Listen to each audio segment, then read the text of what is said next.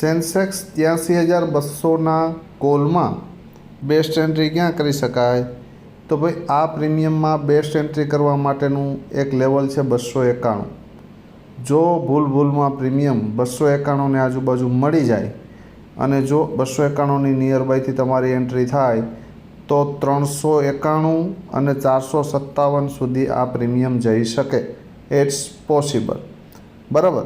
બીજું લોજિક કે આ પ્રીમિયમ માર્કેટ ગેપડાઉન ઓપન થાય ને 175ની નિયર બાય ક્યાંય ઓપન થઈ જાય અને અહીંયાથી સપોર્ટ લેતું દેખાય તો 291 અને 391 સુધી જઈ શકે. આ પ્રીમિયમમાં ટોપ ઉપર એન્ટ્રી એક જ કન્ડિશનમાં કરી શકાય કે આ પ્રીમિયમ ગેપ અપ ઓપન થાય અને 291 સપોર્ટ લે તો 457, 575 અને 765 આવે ને તો પણ કોઈ નવાઈ નથી, પણ ગેપ અપની સિચ્યુએશનમાં.